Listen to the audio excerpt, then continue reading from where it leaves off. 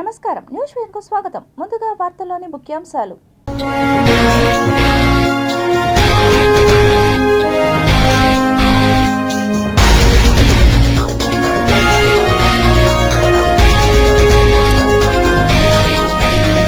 పాకిస్తాన్ కు చుక్కలు చూపిస్తున్న భారత్, నీటి కటకటతో ఉలిక్కి పడుతున్న ఇస్లామాబాద్. బంగ్లాదేశ్ లో రాముడి విగ్రహ వివాదం, జై శ్రీరామ్ నినాదాలతో మార్మోగిన ఢాకా. సీఎం అధ్యక్షతన కేబినెట్ భేటీ, కీలక అంశాలకు ఆమోదముద్ర. శేషాచలం అటవీ ప్రాంతంలో అన్వేషణ, భారత శ్రీ ప్రాజెక్ట్ కింద వేల శాసనాలు గుర్తింపు. 60 మంది శ్రీవారి యాత్రికులకు శటగోపం, తిరుమలలో దళారుల చేతివాటం, సుప్రభాత సేవ పేరుతో ఘరానా మోసం. తిరుమలలో 26 నుంచి జ్యేష్ఠాభిషేకం, ఏర్పాట్లు పూర్తి చేసిన అధికారులు.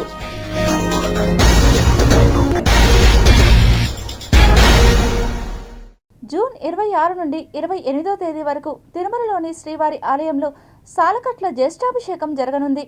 ప్రతి సంవత్సరం జ్యేష్ఠ మాసంలో జ్యేష్ఠ నక్షత్రానికి ముగిసేట్లుగా 3 రోజుల పాటు తిరుమల శ్రీవారికి జ్యేష్ఠాభిషేకం నిర్వహిస్తారు. సంపంగి ప్రదక్షిణంలోని కళ్యాణ మండపంలో నిర్వహించే ఈ క్రతువును అభిద్యేయక అభిషేకం అని కూడా అంటారు.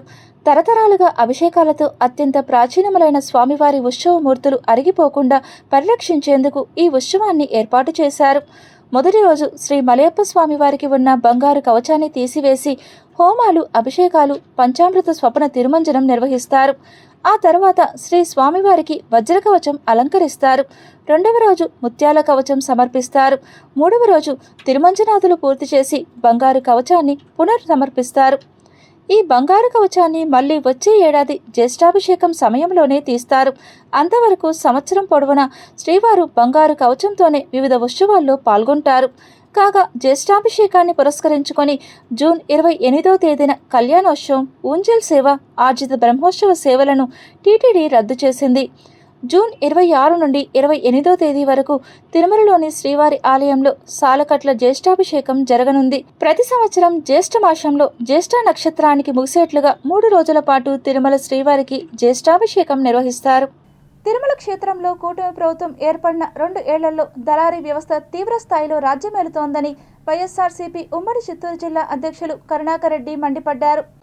వరుసగా 2 సంవత్సరాలుగా జరుగుతున్నటువంటి 1,00,000 అరాచకాలలో పరాకాష్ఠగా నిన్న ఓ దళారి 2-3 కాదు సుమా 64 మందికి సుప్రభాత టిక్కెట్లు ఇప్పిస్తానని చెప్పి ఒక్కొక్కరి దగ్గర 6,000 రూపాయలు ఫోన్పే చేయించుకున్నాడు. మామూలుగా సుప్రభాత టికెట్లు ఇవ్వటమే రోజుకు 150 అట్లా ఇస్తూ ఉంటారు, మ్యాక్సిమం 200. అలాంటిది ఒక బ్రోకర్ 64 టికెట్లకు దాదాపు 4 లక్షల రూపాయలు వసూళ్లు చేశాడంటే వాళ్ళందరూ కూడా గుంటూరు జిల్లా నుంచి కొండకు వచ్చి అక్కడ ఆ వ్యక్తి కనపడకుండా పోతే ఫోన్ స్విచ్ ఆఫ్ చేస్తే వాళ్ళు తీవ్ర మనోవ్యధకు గురి అయి ఆందోళన చేసినప్పుడు పోలీసు వాళ్ళు కల్పించుకొని మీరు కంప్లైంట్ ఇండి అవన్నీ కూడా వీడియోలలో బయటికి వచ్చినాయి. అంటే ఎంతగా బరి తెగించినారు కొండ మీద.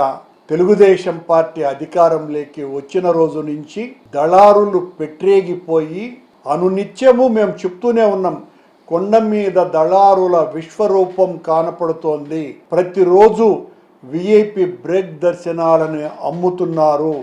శ్రీవాణి టిక్కెట్లను 5,000 రూపాయల లాభానికి అమ్ముతున్నారు. 300 రూపాయల టిక్కెట్టును దాదాపు రోజు 3,000కు పైగా 3,000 రూపాయలు వసూలు చేసి అమ్ముతున్నారు. తిరుపతికి చెందిన నటీనటులు నటించిన దిష్టిబొమ్మ హర్రర్ థ్రిల్లర్ మూవీ ఈ నెల 26న విడుదలవుతుందని చిత్ర యూనిట్ తెలిపింది. అందరికీ నమస్కారం. నా పేరు గోబు బాలాజీ. ఈ దిష్టిబొమ్మ సినిమాని డైరెక్టర్. ఈ దిష్టిబొమ్మ సినిమా ఈ తిరుపతిలో 17 డేస్లో చేసిన సినిమా. ఈ సినిమాలో అందరూ నటించిన ఆర్టిస్ట్ అందరూ కొత్త వాళ్ళే, ఈ తిరుపతి చుట్టుపక్కల ఉన్న వాళ్ళే ఈ సినిమాలో యాక్ట్ చేశారు. ఈ సినిమా జూన్ 26 వారం శుక్రవారం ఈ సినిమా రిలీజ్ అవుతుంది. ఈ సినిమాలే అందరూ ఆదరించాలని కోరుకుంటాను. థ్యాంక్ యూ అండి. ఈ హర్రర్ కంటెంట్ ఎన్నో ఇది వాడారు ఇప్పటిదాకా. అది హర్రర్ సంబంధించిన అన్ని కంటెంట్ ఉంటే ఒక బొమ్మ అంటే అది దిష్టి బొమ్మ. ఆ దిష్టి బొమ్మ మీదే దీనికి హర్రర్కు ఏం కంటెంట్ అంటే దిష్టి బొమ్మ అమ్మ వాళ్ళకు దీనిలో ఒక మెయిన్ లీడ్ ఉంది. ఒక నిజ సంభవం నేను కథ చేశాను. వాళ్ళకి జరిగిన ఒక ఇబ్బంది హర్రరా మారుతుంది. ఆ దిష్టి బొమ్మ హర్రర్ బొమ్మలా ఎలా మారిపోయింది అంటే మీ ఈ సినిమా చూస్తే తెలిసిపోతుంది. మీరు చూడాలని కోరుకుంటానండి. దిష్టి బొమ్మ అనే హర్రర్ మూవీ మన డైరెక్టర్ గారు చెప్పినట్టుగా 17 డేస్లో చేశారు. ఇక్కడ మొత్తం లోకల్ ఆర్టిస్టులే చేశారు. మన ఉమేష్ కూడా లోకల్ రాయల్ అనమాట. ఈయన దీంట్లో హీరోగా చేశారు. నేను ఒక లీడ్ క్యారెక్టర్ చేశాను. ఒక అమ్మాయి చెన్నై నుంచి హీరోయిన్గా చేసింది, ఇంకొక అమ్మాయి హైదరాబాద్ అమ్మాయి. ఇద్దరు హీరోలు మాత్రం బయట నుంచి వచ్చారు. మిగిలిన ఆర్టిస్టులు అంతా లోకల్ పర్సన్స్.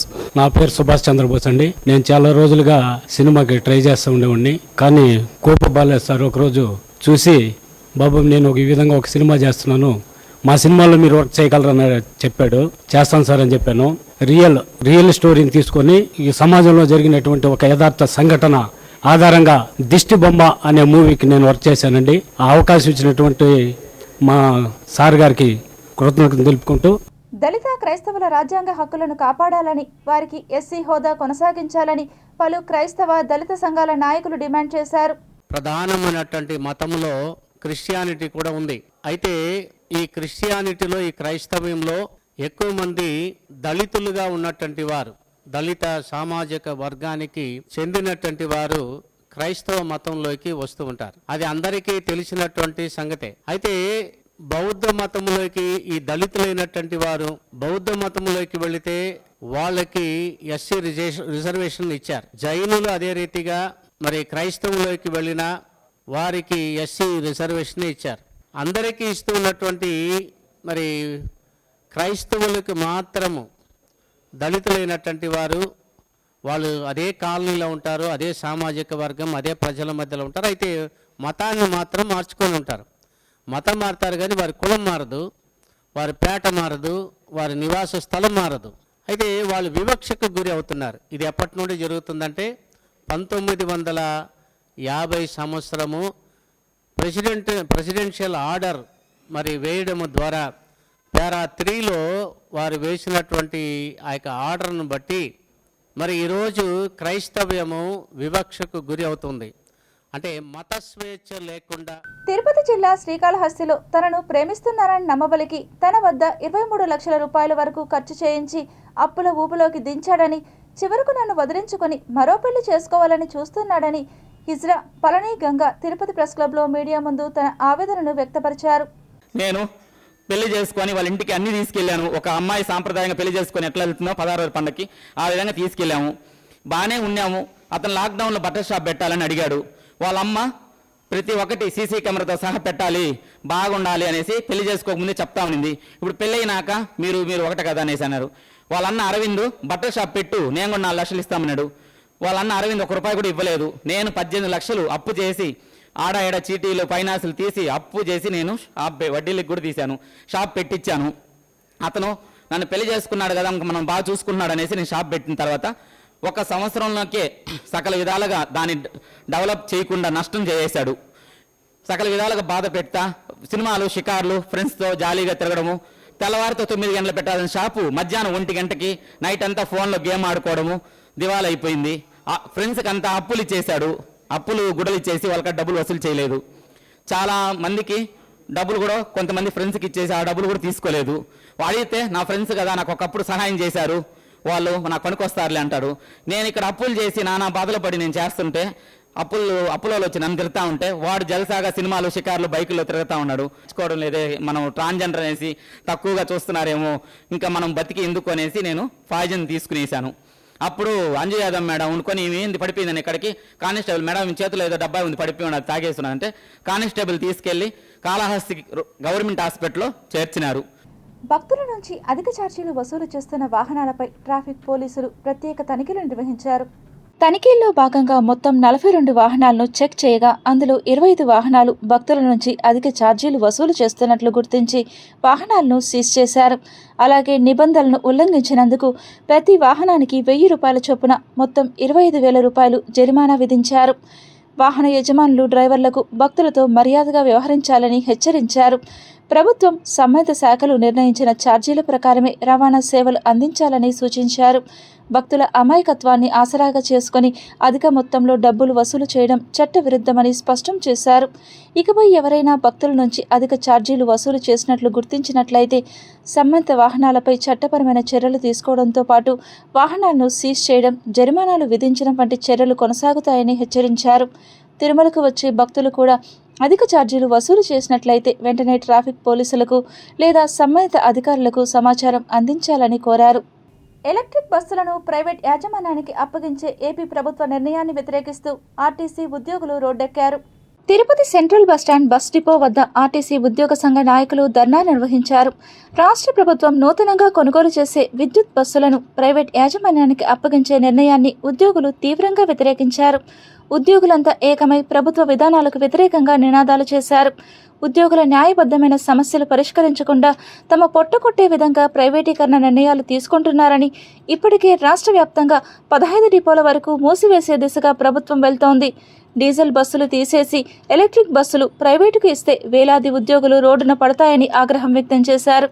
ప్రభుత్వం వెంటనే స్పందించి ఆర్టీసీ ఉద్యోగుల సమస్యలు పరిష్కరించుకుంటే ఉద్యమాన్ని మరింత ఉధృతం చేస్తామని ఉద్యోగ సంఘ నాయకులు హెచ్చరించారు.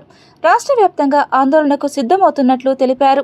రాష్ట్ర వ్యాప్తంగా ఈరోజు 120 డిపోల్లో మొదటి డ్యూటీ నుండి ఎర్ర బ్యాడ్జీలు ధరించి ఈ రోజు నిరసన చేయడం తెలియజేస్తున్నాం.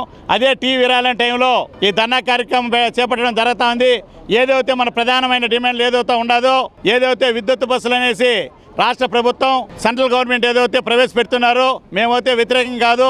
దానివల్ల వచ్చే ఇబ్బందులని మేము ఈ నిరసన ద్వారా తెలియజేస్తున్నాం. డ్రైవర్ ఉన్నాడు, కండక్టర్ ఉన్నాడు, మెకానిక్ ఉన్నాడు, ఎవరు ఉండరు. డిపోల్లో ఈరోజు 12 డిపోలు రాష్ట్ర వ్యాప్తంగా మూసే దిశగా ఈరోజు మీరు చర్యలు తీసుకుంటున్నారు. దాంట్లో భాగంగా ఈరోజు డిపోల్లో ఎవరు లేకుండా అందరిని బయట నెట్టేసి ప్రైవేట్ వాళ్ళకు అప్పచెప్పడం అనేది చాలా బాధాకరం.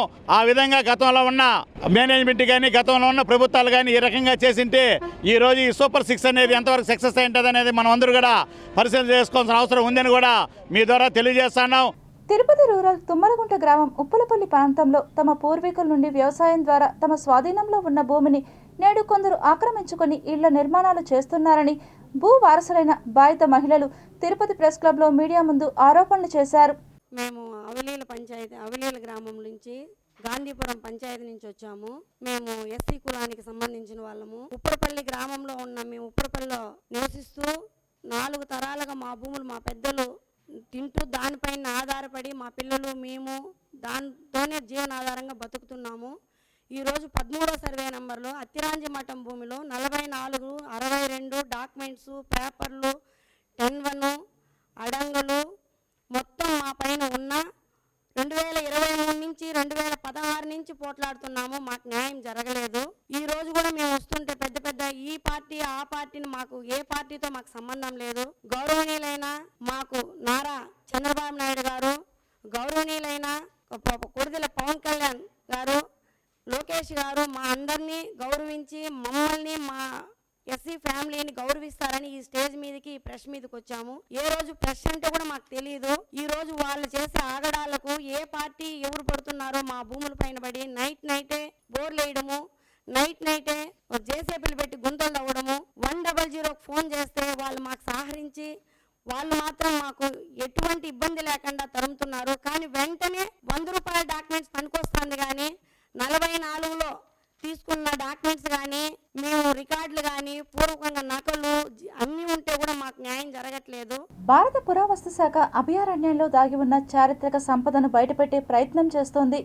ఇందులో భాగంగానే నల్లమల, లంకమల, శేషాచలం అడవుల్లో పురావస్తు శాఖ సర్వే నిర్వహిస్తోంది. అటవీ శాఖ సహకారంతో అభయారణ్యాల్లో వాటి జాడను కనుగొనే పనిలో పడింది. శేషాచలం అభయారణ్యంలో శాసన సంపద వెలికి తీసే ప్రయత్నంలోనే సదాశివకోనలో ఏఎస్ఐ సర్వే చేపట్టింది. 16వ శతాబ్దపు విజయనగరం కాలం నాటి శాసనాలను తెలుగు, తమిళం, కన్నడ భాషల్లో రాతి శిలలపై నాటి లిపితో ఉన్న శాసనాలు గుర్తించింది. ఆంధ్రప్రదేశ్ అటవీ శాఖ సహకారంతో భారత పురావస్తు శాఖ అభయారణ్యాల్లో దాగి ఉన్న చారిత్రక నిజాలను బయటపెడుతోంది. ఇప్పటికీ లంకమల, నల్లమల అడవుల్లో అటవీ శాఖతో కలిసి పురావస్తు శాఖ సర్వే పూర్తి చేసింది. 1వ శతాబ్దానికి ముందు నుంచి నల్లమలలో శ్రీశైలం ఆలయం ఉన్నట్లు శాసనాల ద్వారా స్పష్టం చేస్తున్న పురావస్తు శాఖ శ్రీకృష్ణదేవరాయలు, శివాజీ సహా ఎందరో శ్రీశైలంని దర్శించినట్లు గుర్తించింది. పల్లవులు, కాకతీయ రాజులు చేసిన అభివృద్ధిపై పలు శిలా శాసనాలను గుర్తించిన పురావస్తు శాఖ వాటి వివరాలు భద్రపరిచే ప్రయత్నం చేస్తోంది. ఇప్పటికే 38 శాసనాలను గుర్తించి శ్రీశైలం మల్లికార్జునుడి ఆలయ ప్రాశస్త్యాన్ని శాసనాల ద్వారా పురావస్తు శాఖ తెలుసుకుంది. ఆదిమానవుడి ఆవాసాలు, అందుకు తగ్గ సాక్ష్యాలతో పాటు 2వ శతాబ్దం నాటి శానివాహనుల పాలనకు సంబంధించిన ఎన్నో శాసనాలను పురావస్తు శాఖ బయటపెడుతోంది. ఇందులో భాగంగానే ఎక్కువ టూరిజం అభివృద్ధి కోసం ఏపీ సర్కార్ కూడా అడుగులు వేస్తోంది. Mysore archaeology joint director Munirathnam Reddy, Tirupati MP గురుమూర్తితో కలిసి శేషాచలం అభయారణ్యం శాసన సంపద వెలికితీసే ప్రయత్నం పురావస్తు శాఖ చేస్తోంది. సదాశివకోనలో ఏఎస్ఐ సర్వేలో బయటపడ్డ శాసనాలు 16వ శతాబ్దపు విజయనగరం కాలం నాటివిగా గుర్తించింది. తెలుగు, తమిళం, కన్నడ భాషల్లో రాతి శిలలపై ఉన్న లిపిని ఆ శాసనాల్లో దాగి ఉన్న సమాచారాన్ని గుర్తించింది. దట్టమైన అడవి ప్రాంతంలో దాగి ఉన్న రహస్యాలను, శతాబ్దాల చరిత్రను వెలుగులోకి తెచ్చింది. ముక్కంటీశ్వరుడి భక్తితో నీరాజనాలు అర్పించిన మహనీయుల ఔదర్యాన్ని చాటి చెప్పే శాసనాలను పురావస్తు శాఖ గుర్తించింది. ఇందులో భాగంగానే సదాశివకోన చరిత్రతో పాటు 3వ శతాబ్దానికి చెందిన గుడిమల్లం ఆలయ నిర్మాణం, జరిగిన అభివృద్ధిపై శాసనాల ద్వారా బయటపెట్టింది. రాతి బండలపై అరుదైన శిలా శాసనాలను గుర్తించిన పురావస్తు శాఖ అధికారుల బృందం 1471వ సంవత్సరం నాటి శాసనాన్ని కాపీ చేసింది. గుడిమల్లం శ్రీ పరశురామేశ్వర స్వామి ఆలయానికి సంబంధించి పూజలు, నైవేద్యాలు, వైభవాల నిర్వహణకు గాను దానంగా ఇచ్చిన భూముల వివరాలు, సదాశివకోనలోని పుష్కరిణి నిర్మాణం సంబంధించి ఆధారాలు శాసనాల్లో బయటపడ్డాయి. ఇక శాసనాల్లో జాటాయుడుదైన పరమశివుడి ఉగ్ర రూపంలో నృత్యం చేస్తున్న ఆకారం శాసనాల్లో చెక్కబడి ఉన్నట్లు శాఖ గుర్తించింది. ఇక ఎన్నో శాసన ఆధారాలు కాలగర్భంలో కలిసిపోయిన సమయంలో భారత పురావస్తు శాఖ దేశవ్యాప్తంగా భారత్ శ్రీ ప్రాజెక్టు ద్వారా శాసనాలను గుర్తించే పనిలో పడింది. ఈ మేరకు దేశవ్యాప్తంగా 86,000 శాసనాలను గుర్తించిన కేంద్రం దేశ సంస్కృతి, చరిత్రను భవిష్యత్ తరాలకు అందజేసే ప్రయత్నం చేస్తోంది. గుర్తించిన శాసనాలను డిజిటలైజేషన్ చేస్తోంది. భారత్ శ్రీ అనే వెబ్ పోర్టల్లో అప్లోడ్ చేస్తున్న భారత పురావస్తు శాఖ భవిష్యత్ తరాలకు అపారమైన చరిత్రను అందించే ప్రయత్నం చేస్తోంది. గ్రామీణ తపాలా శాఖ ఉద్యోగస్తుల న్యాయబద్ధమైన సమస్యలు పరిష్కరించాలంటూ ఉద్యోగస్తులు డిమాండ్ చేశారు. తిరుపతి భారతీయ తపాలా శాఖ ప్రధాన కార్యాలయం నుండి ర్యాలీగా బస్టాండ్ సమీపంలోని అంబేద్కర్ కూడలి వరకు ఉద్యోగస్తులు ప్లకార్డులను చేతపట్టుకుని తపాలా శాఖలో విధులు నిర్వహిస్తున్న ఉద్యోగస్తులకు న్యాయం చేకూర్చాలని కోరుతూ మానవహారాన్ని నిర్వహించారు. ఈ సందర్భంగా ఉద్యోగ సంఘ నాయకులు సిటీ కేబుల్తో మాట్లాడుతూ గ్రామీణ ప్రాంతాలలో సైతం ప్రజలందరికీ సేవ చేస్తూ తపాలా శాఖను అభివృద్ధి పదంలో నడిపించే ఉద్యోగస్తులకు మానసిక ఒత్తిడిని తగ్గించే విధంగా అధికారులు పనిచేయాలే కానీ ఒత్తిడితో కూడిన పనిని చేపించుకోవడం అత్యంత బాధాకరమని, ఇప్పటికైనా తమ న్యాయబద్ధమైన సమస్యలు పరిష్కరించకపోతే దేశవ్యాప్తంగా ఎన్ఎఫ్పిఈ ఉద్యమాన్ని మరింత ఉధృతం చేస్తామని హెచ్చరించారు. ఉద్యోగస్తుల సమస్యల పట్ల గొంతుగా నిలిచిన మహదేవయ్యను అక్రమంగా ఉద్యోగం నుండి తొలగించడం అత్యంత బాధాకరమని, తక్షణమే అతనిని విధుల్లోకి తీసుకోవాలని డిమాండ్ చేశారు. సార్, మేము గ్రామీణ తపాలా ఉద్యోగులము ఆల్ ఇండియా లెవెల్లో ఈ ప్రోగ్రాము ర్యాలీ జరుగుతూ ఉండదు సార్. మా ఫస్ట్ డిమాండ్ ఏమంటే మమ్మల్ని హెచ్సిపిసిలో కలపాలి, ఎస్ఎస్ మహోదయ్ గారిని విధుల్లోకి తీసుకోవాలి, మాపై ఉన్న టార్గెట్ల ఒత్తిడిని తగ్గించాలని కూడా మేము ఈ 3 డిమాండ్ల మీద దేశవ్యాప్తంగా నిరసన ప్రదర్శన ర్యాలీలు చేస్తూ ఉన్నాము. మహదేవయ్యని రిమూవ్ చేయడం అనేది చాలా దారుణం. ఇది తొలి మెట్టు మాత్రమే. ఆగస్టులో సమ్మె ఉంది, ఆ తర్వాత నిరవధిక సమ్మె సాగుతుంది. మహదేవయ్యని విధుల్లోకి తీసుకునే అంతవరకు, జీడీఎస్ ఉద్యోగుల్ని హెచ్సిపిసిలోకి తీసుకునే అంతవరకు, వైద్య సౌకర్యాలన్నీ వాళ్ళు కల్పించే అంతవరకు గ్రాడ్యుయేట్. తిరుపతి జిల్లాకు సంబంధించి ఈవీఎంలను భద్రపరిచిన గోదాము వద్ద 24/7 నిరంతర నిఘా, పటిష్టమైన భద్రత ఉండాలని జిల్లా కలెక్టర్ మరియు జిల్లా ఎన్నికల అధికారి త్రైమాసిక తనిఖీల్లో భాగంగా ఈవీఎం గోడౌన్ను తనిఖీ చేసి సంబంధిత అధికారులను ఆదేశించారు. Doctor yes Venkateshwar. మనము ఏదైతే గడిచిన సార్వత్రిక ఎన్నికల తర్వాత మనకి ఎలక్షన్ మెటీరియల్ అంటే ఈవీఎంలు, అదేవిధంగా కంట్రోల్ యూనిట్స్, ఇవన్నీ కూడా మనకి ఈవీఎం గోడౌన్ రేణుగుంటలో ఉన్నటువంటి ఈవీఎం గోడౌన్లో భద్రపరచడం జరిగింది. అప్పటి నుంచి కూడా ప్రతి నెలకోసారి గోడౌన్ని సందర్శించడం, అదే 3 నెలలకోసారి గోడౌన్ లోపల కూడా సందర్శించి అంత బాగానే ఉందా, ఏమన్నా డ్యామేజ్ జరిగిందా, ఏదన్నా రిపేర్స్ కావాల్సి వస్తుందా అనే దానికోసం రావటం జరుగుతుంది. దాంట్లో భాగంగానే ఈరోజు కూడా వివిధ రాజకీయ పార్టీ ఏజెంట్స్తో మనము సందర్శించడం జరిగింది. లోపల చిన్న చిన్న ఎలక్ట్రికల్ రిక్వైర్మెంట్స్, ఎందుకంటే 2 ఏళ్ళ నుంచి గోడౌన్ నడుస్తుంది కాబట్టి ఎలక్ట్రికల్ రిక్వైర్మెంట్స్ ఏమేమి చేయాలో అవన్నీ కూడా రానున్న వర్షాకాలాన్ని దృష్టిలో పెట్టుకొని దానికి కూడా మనము కావాల్సినటువంటి సేఫ్టీ మెజర్స్ అన్నిటిని కూడా మరొకసారి చెక్ చేసుకొని చేయించడం జరుగుతుంది. Thank you. చిన్నపాటి వర్షం పడినా చాలు వీధులు చెరువులను తలపిస్తున్నాయని గ్రామస్తులు తెలిపారు. రేణిగుంట మండలం సురప్పకసం పంచాయతీ అల్లికేశం గ్రామంలో సరైన డ్రైనేజీ వ్యవస్థ లేకపోవడంతో మురికి నీరు, వర్షపు నీరు రోడ్లపైనే నిలిచిపోతోందని స్థానిక మహిళలు తీవ్ర ఆవేదన వ్యక్తం చేస్తున్నారు. మాది తిరుపతి జిల్లా అల్లికేశం గ్రామం. ఒక కొద్దిగా వర్షం పడినా కానీ ఇక్కడ నీళ్ళు అట్లే నిలబడిపోతూ ఉన్నాయి. ఇంతకు మునిపేమంటే వీళ్ళు సార్ వాళ్ళందరూ వచ్చారు, దోమలు నిలవకూడదు, మీరు చిన్న చిన్న డబ్బాలలో నీళ్ళు నిలబడిపోయినాయి, ఇక్కడ దోమలు ఉన్నాయి, ఇన్ని కోట్ల కొద్దిగా పిల్లలు పెడతాయి అనేసి ఇన్ని సమస్యలు చెప్పారు కదా. ఇట్లా ఈ నీళ్ళు ఒక నెల ఇరుకనారు, ఆ నీళ్ళు కొద్దిగా ఆరిపోయినారా ఇంక పోదాం అనుకునేటప్పటికే మళ్ళీ వర్షం పడుతుంది, ఎట్లయినా నీళ్ళు నిలబడిపోతాయి, మళ్ళీ వర్షం వస్తుంది. ఈ నీళ్లు మాకు ఎట్లన్నా సరే ఈ నీళ్లు నిలవకుండా చేయండి. స్కూల్కి పిల్లలంతా డ్రెస్సులు షూలు వేసుకొని వచ్చారంటే ఈ నీళ్ళ కాడి నుంచి దాటుకోరావడానికి మళ్ళీ బైక్ లేకాలి, లేదు ఇంకెవరు నేర్పించుకోవాలి, అంత ఇబ్బంది పడిపోతారు. స్కూల్ పక్కనే నీళ్లు ప్రాబ్లం ఇక్కడే ఉంది, వాసన. మేమైతే సర్పంచ్కి చెప్పాము, శివయ్యకి ఆల్రెడీ తెలుసు, శివయ్య ఈ ఊర్లో సర్పంచ్ అప్పుడున్నాడు అంటే ఇప్పుడు లేదు, మార్చికి అయిపోయింది అతనికి. ఇప్పుడు సచివాలయం కాడ చెప్పమని చెప్పారు, సచివాలయం కాడికి సార్కి విఆర్ఓకి చెప్పమని చెప్పారు. మేమైతే నీళ్ళ గురించి నేను చెప్పలేదు, ట్యాంకీ కాడ ఏదైనా ప్రాబ్లం అయితేనే విఆర్ఓకి చెప్తాను, ఈ నీళ్ళ గురించి అయితే నేను ఎవరికి చెప్పలే. ఇక్కడ ఒకటి చెప్పినామంటే 90 సమస్యలు మనకే వస్తాయని నేనైతే చెప్పలేదు. రేణిగుంట మండలంలోని గాజులమండ్యం గ్రామంలో నూతనంగా వెలిసిన శ్రీ సీతాలక్ష్మణ హనుమత్ పరివార సమేత శ్రీ శ్రీ పట్టాభిరామ స్వామివారి దేవాలయ మహాకుంభాభిషేక మహోత్సవాలు అత్యంత వైభవంగా ప్రారంభమయ్యాయి. 3 రోజుల పాటు జరిగే ఈ ఉత్సవాల్లో భాగంగా మొదటి రోజు వేద పండితులు శాస్త్రోక్తంగా పూజలు నిర్వహించారు. ఈ పూజా కార్యక్రమంలో ఆలయ ధర్మకర్తలు రెడ్డివారి గోపాలకృష్ణారెడ్డి, దినకర్ రెడ్డి, వేదకిషన్ రెడ్డి దంపతులు, భక్తులు పాల్గొన్నారు. అప్పలాయగుంట శ్రీ ప్రసన్న వెంకటేశ్వర స్వామి ఆలయంలో వార్షిక బ్రహ్మోత్సవాలు పురస్కరించుకొని కోయిల్ ఆల్వార్ తిరుమంజనం శాస్త్రోక్తంగా నిర్వహించారు. అప్పలాయగుంటలోని శ్రీ ప్రసన్న వెంకటేశ్వర స్వామి వారి ఆలయంలో వార్షిక బ్రహ్మోత్సవాలకు ముందుగా నిర్వహించే పవిత్రమైన కోయిల్ ఆల్వార్ తిరుమంజనం మంగళవారం అత్యంత వైభవంగా శాస్త్రోక్తంగా జరిగింది. జూన్ 24 నుండి జూలై 3 వరకు జరగనున్న వార్షిక బ్రహ్మోత్సవాల నేపథ్యంలో ఆలయ పవిత్రత, ఆధ్యాత్మిక శోభను మరింత పెంపొందించే ఈ కార్యక్రమాన్ని సంప్రదాయబద్ధంగా నిర్వహించారు.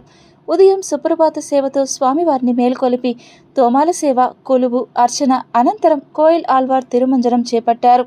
ఆలయ గర్భగుడి ప్రాకారాలు, గోడలు, పైకప్పు, పూజా సామాగ్రిని శుద్ధి చేసి నామకోపు, శ్రీచూర్ణం, కస్తూరి పసుపు, పచ్చాకు, గడ్డ కర్పూరం, గంధం, కుంకుమ, కిచిలీగడ్డ వంటి సుగంధ ద్రవ్యాలతో తయారు చేసిన పవిత్ర పరిమళ జలాన్ని ఆలయం అంతటా ప్రోక్షించారు. ఈ పవిత్ర కార్యక్రమంతో ఆలయ ప్రాంగణం ఆధ్యాత్మిక సుగంధాలతో పరిమళించి భక్తిమయ వాతావరణాన్ని సంతరించుకుంది. అనంతరం భక్తులకు సర్వదర్శనం కల్పించారు. వార్షిక బ్రహ్మోత్సవాలకు నాంది పలుకుతూ జూన్ 24న రాత్రి 7:30 గంటలకు అంకురార్పణం నిర్వహించనున్నారు. జూన్ 25న ధ్వజారోహణంతో సకల దేవతలను ఆహ్వానిస్తూ బ్రహ్మోత్సవాలు ఘనంగా ప్రారంభమవుతాయి. ఉత్సవాల్లో భాగంగా జూన్ 28న ఆర్జిత కళ్యాణోత్సవం, జూన్ 29న గరుడ సేవ, జూలై 2న రథోత్సవం, జూలై 3న చక్రస్నానం, ధ్వజారోహణం నిర్వహించి బ్రహ్మోత్సవాలను ముగించనున్నారు. ఈ దివ్య బ్రహ్మోత్సవాల్లో పాల్గొనే భక్తులకు ఎలాంటి అసౌకర్యం కలగకుండా టీటీడీ విస్తృత ఏర్పాట్లు చేపట్టింది. భక్తులు పెద్ద సంఖ్యలో విచ్చేసి శ్రీ ప్రసన్న వెంకటేశ్వర స్వామివారి కృపా కటాక్షాలను పొందాలని టీటీడీ కోరుతోంది. ఈ కార్యక్రమంలో deputy EO Harindranath, AEO Devarajulu, superintendent Srivani, temple inspector Venugopal, అర్చకులు, అధికారులు, సిబ్బంది, శ్రీవారి సేవకులు పాల్గొన్నారు. సుగంధ ద్రవ్యాలైనటువంటి అనేక పరిమళ ద్రవ్యాలన్నింటినీ కూడా మిశ్రితం చేసి ఆ ద్రవ్యాలన్నింటినీ కూడా ఆలయంలో ఉన్నటువంటి గర్భాలయం, అంతరాలయం, ముఖమండపం ఇత్యాది అన్ని మండపాలన్నీ కూడా శుద్ధి చేసి ఈ పరిమళ ద్రవ్యాన్ని పూయటం ద్వారా లోపల ఉండేటువంటి ఎటువంటి పురుగు పుట్ర అటువంటివి ఏమి లేకుండా ఉండి సంపూర్ణమైనటువంటి శుద్ధి కొరకే ఈ పరిమళ ద్రవ్యం పూరితంగా అనాదిగా వస్తున్నటువంటి ఆచారం ఈరోజు ఆ కార్యక్రమం ఇక్కడ జరుగుతున్నది. తిరుమలలో దళారులు తమ చేతివాటాన్ని ప్రదర్శిస్తున్నారు. అయోమయంలో భక్తులు తీవ్రంగా మోసపోతున్నారు. శ్రీవారిని దగ్గరగా దర్శనం చేసుకోవాలని కొంతమంది యాత్రికులు ఆశపడ్డారు. ఓ దళారిని ఆశ్రయించారు. 60 మందికి శ్రీవారి సుప్రభాత సేవా టికెట్లు, వసతి సదుపాయం కల్పిస్తానని నమ్మించాడు. వారి నుంచి 4,22,000 వసూలు చేశాడు. నకిలీ సిఫారసు లేఖలు టీటీడీ ఉద్యోగుల పేరిట తిరుమల అదనపు ఈవో కార్యాలయంలో దరఖాస్తు చేశాడు. అవన్నీ నకిలీ లేఖలని అధికారులు గుర్తించారు. తాము మోసపోయామని గ్రహించిన గుంటూరు జిల్లాకు చెందిన యాత్రికులు పోలీసులను ఆశ్రయించారు. ఈ కేసు నమోదు చేసుకుని దర్యాప్తు చేస్తున్నాం అని తిరుమల 2 టౌన్ సీఐ శ్రీరాముడు చెప్పారు. నిందితుడు నిమ్మల శ్రీనివాస్ అనే వ్యక్తిపై కేసు నమోదు చేసి దర్యాప్తు చేపట్టారు. నిందితుడి ఆచూకీ కోసం ప్రత్యేక బృందాలతో గాలింపు చర్యలు చేపట్టామని కూడా ఆయన తెలిపారు. వివరాల్లోకి వెళితే గుంటూరు జిల్లాకు చెందిన గోపు శ్రీనివాసరెడ్డి ఇచ్చిన ఫిర్యాదు మేరకు కథనం ఇది. తిరుమలలో నిమ్మల శ్రీనివాస్ అనే వ్యక్తితో శ్రీనివాసరెడ్డికి ఎలా పరిచయం అయ్యిందో తెలియలేదు. తనకు టీటీడీ ఉద్యోగులతో సన్నిహిత పరిచయాలు ఉన్నాయి. ఎంప్లాయీస్ కోటా ద్వారా సుప్రభాత సేవ దర్శన టికెట్లు. తిరుమలలో నిమ్మల శ్రీనివాస్ అనే వ్యక్తితో శ్రీనివాసరెడ్డికి ఎలా పరిచయం అయ్యిందో తెలియలేదు. తనకు టీటీడీ ఉద్యోగులతో సన్నిహిత పరిచయాలు ఉన్నాయి. ఎంప్లాయీస్ కోటా ద్వారా సుప్రభాత సేవ దర్శన టికెట్లు, తిరుమలలో వసతి గదులు ఏర్పాటు చేయిస్తా అని నమ్మబలికాడు. దీంతో నిమ్మల శ్రీనివాస్కు 60 మంది శ్రీవారి దర్శనం కోసం 3,60,000, 12 వసతి గదుల కోసం 62,000 కలిపి మొత్తం 4,22,000ను వివిధ బ్యాంకు ఖాతాలు డిజిటల్ చెల్లింపు చేశాను అని బాధితుడు శ్రీనివాసరెడ్డి ఫిర్యాదులో పేర్కొన్నారు. శ్రీవారిని ఈ నెల 22వ తేదీ దర్శనం చేసుకునేందుకు శ్రీనివాసరెడ్డి బృందం తిరుమలకు వచ్చింది. అనంతరం నిందితుడు కొంతసేపు ఫోన్ ద్వారా మాట్లాడి తర్వాత తన ఫోన్ స్విచ్ ఆఫ్ చేశాడని బాధితుడు శ్రీనివాసరెడ్డి చెబుతున్నారు. సందేహించి సిఫార్సు లేఖలు టీటీడీ అధికారులకు చూపించడంతో అవన్నీ నకిలీవని తేలింది. టీటీడీ విజిలెన్స్ అధికారుల సూచన మేరకు తిరుమల 2 టౌన్ పోలీస్ స్టేషన్లో ఫిర్యాదు చేశారు. ఈ ఫిర్యాదు ఆధారంగా కేసు నమోదు చేసి దర్యాప్తు ప్రారంభించిన పోలీసులు నిందితుడి ఆచూకీ కోసం ప్రత్యేక బృందాలతో గాలింపు చర్యలు చేపట్టారు. నమ్మించి మోసగించి దగ్గరై సహజీవనం చేసిన మహిళ మోసకారి మహిళ అని తెలుసుకొని దూరం పెట్టగా కక్ష పెంచుకున్న ఆ మహిళ బ్లాక్మెయిల్ చేసి వేధించడంతో సిఆర్ఎస్ ఉద్యోగి రవి ఉరివేసుకుని మృతి చెందిన సంఘటన రేణిగుంటలో సంచలనంగా మారింది. తూర్పుగోదావరి జిల్లా కడియంకు చెందిన కిల్లి రవి సిఆర్ఎస్లో ఉద్యోగం చేస్తూ రేణిగుంటలోని బుగ్గ వీధిలో ఓ ఇంటిలో బాడుగకు ఉంటున్నాడు. ఈ క్రమంలో తిరుపతికి చెందిన ఓ మహిళ పరిచయమైంది. ఆ మహిళతో 3 సంవత్సరాలు సన్నిహితంగా ఉన్నాడు. గతంలో మహిళకు 3 పెళ్లిళ్లు జరిగిన విషయం గ్రహించిన రవి ఆమెను దూరం పెట్టాడు. ఇది జీర్ణించుకోలేని మహిళ సిఆర్ఎస్లోని ఉద్యోగానికి నామినీగా తన పేరును చేర్చాలని, అదేవిధంగా ₹1 కోటి తనకు ఇవ్వాలని బ్లాక్మెయిల్ చేయడం మొదలుపెట్టింది. ఆమెకు తిరుపతిలోని వామపక్ష నాయకులు సపోర్టుగా నిలిచి అతనిని మానసికంగా వేధించారు. ఈ వేధింపులు తాళలేక గతంలో అనేకసార్లు మీడియా ముందు తన బాధను వెల్లడించాడు. అయినా కూడా ఆమె వేధింపులు తీవ్రం అవడంతో చేసేదేమీ లేక మంగళవారం తాను కాపురమున్న బాడుగ ఇంటిలో ఉరివేసుకుని మృతి చెందాడు. మృతికి ముందు సూసైడ్ నోట్ రాసినట్లు సమాచారం. రేణిగుంట అర్బన్ పోలీసులు సంఘటనా స్థలానికి చేరుకుని మృతదేహాన్ని స్వాధీనం చేసుకుని విచారణ చేపట్టారు. సూసైడ్ నోట్లో ఏమి రాశారు అనే దాన్ని బట్టి తదుపరి విచారణ చేయనున్నట్లు సమాచారం. పూర్తి వివరాలు తెలియాల్సి ఉంది. కాణిపాకం శ్రీ వరసిద్ధి వినాయక స్వామి ఆలయంలో హుండీ లెక్కింపు ద్వారా ₹1,74,41,000 లభించినట్లు ఆలయ ఈవో పెంచల కిషోర్ తెలిపారు. మంగళవారం కాణిపాకం శ్రీ వరసిద్ధి వినాయక స్వామి ఆస్థాన మండపంలో హుండీ లెక్కింపు జరిగింది. శ్రీ స్వామివారి హుండీ లెక్కింపు ద్వారా 21 రోజులకు రాబడిన ఆదాయం ₹1,74,41,363 కాగా బంగారం 23 గ్రాములు, వెండి 1 కిలో 650 గ్రాములు, గో సంరక్షణ హుండీ ద్వారా ₹14,599, నిత్య అన్నదానం హుండీ ద్వారా ₹1,86,581, foreign currency USA $504, UAE 15 dirhams, Singapore $10, England 10 pounds, Saudi 10 riyals ఆదాయం వచ్చినట్లు దేవస్థానం కార్యనిర్వహణాధికారి పెంచల కిషోర్ తెలిపారు. ఈ హుండీ లెక్కింపులో DEO Sagar Babu, Chittoor assistant commissioner Chittemma, ఏఈఓలు ఎస్వి కృష్ణారెడ్డి, రవీంద్రబాబు, హరిమాధవరెడ్డి, ప్రసాద్, ధనంజయ, సిఎఫ్ఓ నాగేశ్వరరావు, పర్యవేక్షకులు కోదండపాణి, శ్రీధర్ బాబు, దేవస్థానం సిబ్బంది, సేవకులు, యూనియన్ బ్యాంక్ కాణిపాకం శాఖ సేవకులు తదితరులు పాల్గొన్నారు. ఇదిలా ఉండగా ఆలయంలో ఆర్జిత సేవలు మొదలు స్వామివారి దర్శన టికెట్ల వరకు ఆన్లైన్ సేవలు అందుబాటులో ఉన్నాయని తెలిపారు. ఈ సేవల ద్వారా ఇంటి నుండే భక్తులు స్వామివారి ఆర్జిత సేవలు దర్శన భాగ్యం చేసుకునేందుకు వీలు కల్పిస్తున్నట్లు తెలిపారు.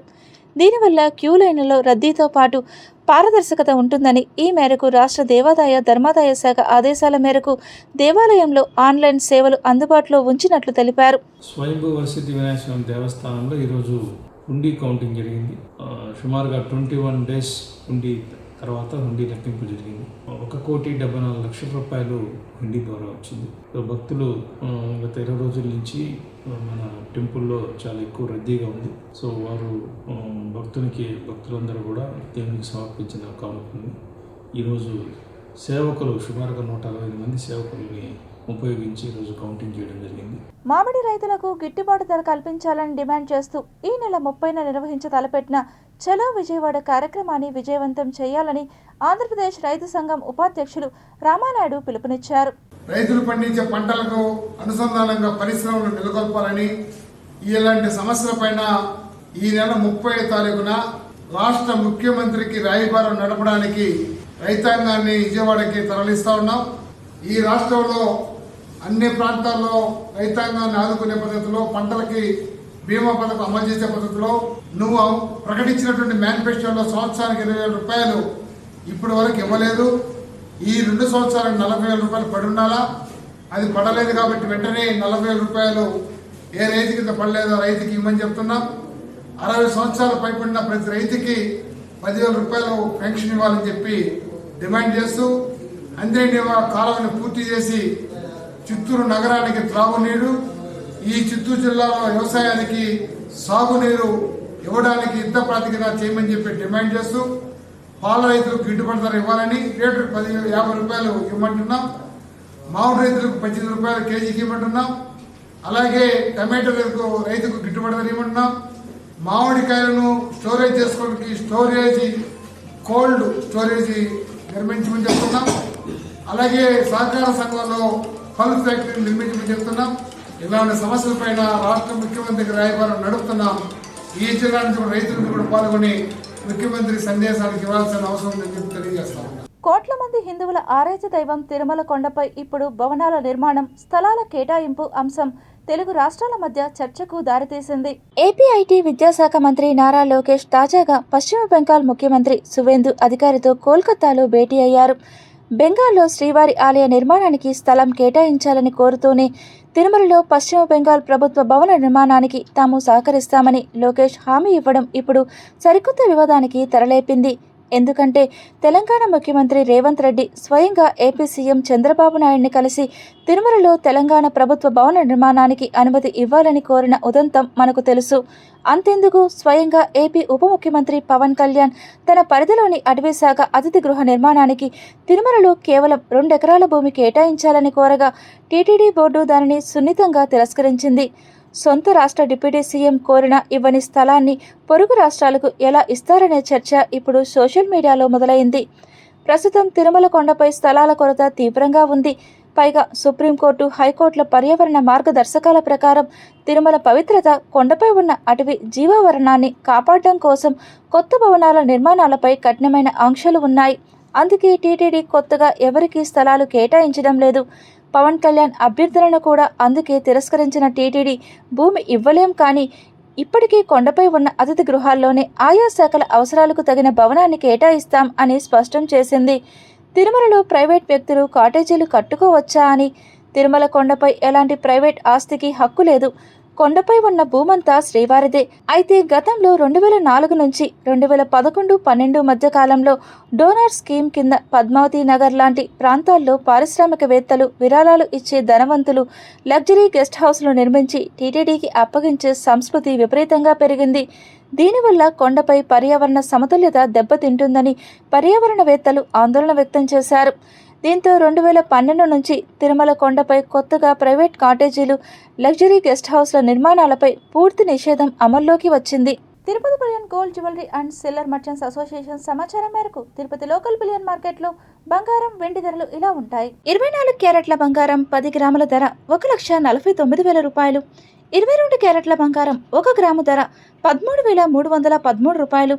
వెండి 1 కేజీ ధర 2,37,200 రూపాయలు. రీటైల్ వెండి 1 గ్రాము ధర 242 రూపాయల 20 పైసలుగా ఉంటుంది. వార్తలు ముగించే ముందు ముఖ్యాంశాలు మరోసారి చూద్దాం.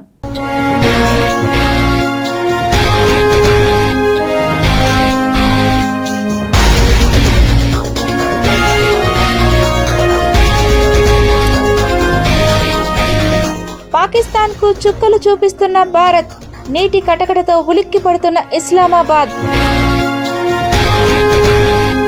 బంగ్లాదేశ్లో రాముడి విగ్రహ వివాదం, జై శ్రీరామ్ నినాదాలతో మార్మోగిన ఢాకా. సీఎం అధ్యక్షతన కేబినెట్ భేటీ, కీలక అంశాలకు ఆమోదముద్ర.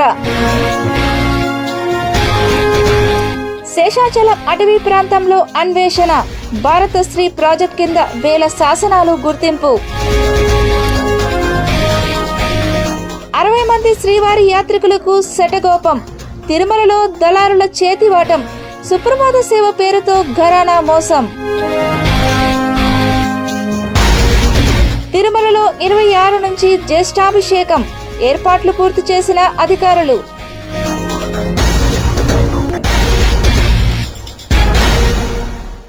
ఈ వార్తలు ఇంతటితో సమాప్తం. సమగ్ర సమాచారంతో నోటిఫికేషన్లో మళ్ళీ కలుద్దాం. అంతవరకు సెలవు, నమస్కారం.